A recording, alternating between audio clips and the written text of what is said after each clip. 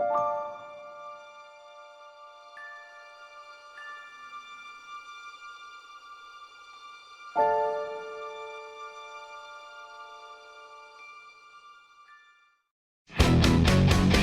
the people with the backwards attitude, pointing fingers, and that's a bad excuse for sitting on your ass when you complain. It's two things that you don't want to change. You ain't got no time for me, and I ain't got no sympathy for you.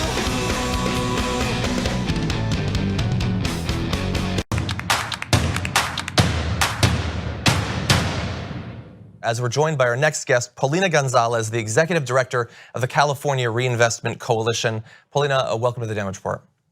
Thank you so much for having me, John. Very glad to have you on. So for those who might have missed the initial reporting last week, what is Bank of America alleged to have done in this case? So what is happening is that Bank of America is sending out notices to all customers and to new customers, asking them, or actually forcing them to reveal their citizenship status. And that is what is so concerning at this time. So I guess, I mean, hypothetically, they're allowed to ask those sorts of questions, but is it in any way the job or responsibility of banks to be going out of their way to determine someone's citizenship status? So no, what's concerning to us is that you don't have to be a citizen of this country to have a bank account. You don't have to have a social security number. And we've worked with banks to ensure that they have accounts that are accessible to everybody. And at this time, in this political climate, to be asking questions of customers of whether they are citizens of this country, whether they have dual citizenship, it sends a chilling effect across the country to immigrant communities that they're not welcome at this time in a bank such as Bank of America. So it is our position that these questions don't need to be asked. We've read the regulations, and Bank of America has gone beyond what they should be doing at this time. So I've seen a few statements from one or another banks about all of this. If it's not their job, if it's not their responsibility, they don't have a legal obligation to gather this information, do we have any idea of why they might have apparently somewhat recently decided to begin getting in that business? I mean, that's a question for the bank. I think that they're taking the regulations way too far. There is no requirement, as I said earlier, for them to be asking this question. The bank needs to respond to its customers, why it's doing this, and to its immigrant customers. It's having a chilling effect. It's going to be turning customers away. And really, at this point, what we think is happening is that the Bank of America is complicit in an anti-immigrant agenda by the Trump administration, and they need to immediately stop their actions across the country, asking their customers this very invasive question. So it certainly does look that way, and it didn't escape my notice that on the same week that we learned about Bank of America, we also learned about passports being seized from American citizens on both sides of the border, those traveling in Mexico and those in Texas, and those had been born in the border area. If there is sort of complicity in this sort of anti-immigrant campaign that's going on, certainly in terms of sentiment and in terms of policy, do we have any reason to believe, and I don't know that you have access to this information, that there's coordination, or could the bank have some sort of independent incentive to engage in this sort of act?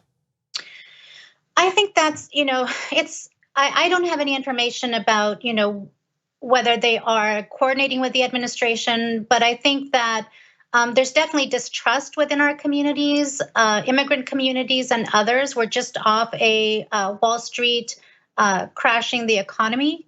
I think I would encourage I don't have any faith that the Office of the Comptroller of the Currency or other bank regulators or the Department of Justice will be looking at this matter very closely, but we definitely encourage maybe state investigators, state attorney generals to look at this very closely to see if there is any coordination on the account of the bank in this matter. I am curious, anytime I see unnecessary information being gathered by a massive corporation, the possibility that it could be either sold or passed on in some form, are there any sort of protections for people who might be offering up this information to Bank of America or other banks to protect them from that information then being packaged and sold or handed off either to the government or to some other corporation? So we do want to be clear. The bank cannot just hand over the information to ICE or Department of Homeland Security. And so we want to make sure that immigrant communities have that in mind and they understand their rights. At the same time, we know that when you're faced with an invasive question like, are you a citizen of this country? What country are you a citizen of? That there's a question whether or not somebody wants to answer that. And you're put in the position of, should I answer that or should I not? And therefore have my accounts frozen and not access to my money. And so we ask people, if they are facing this question, if they don't know what to do, that they can contact us, the California Reinvestment Coalition. We can put you in touch with others who might be able to assist you, financial counselors or others. But we are also in touch with potentially state regulators who might be able to act in this respect.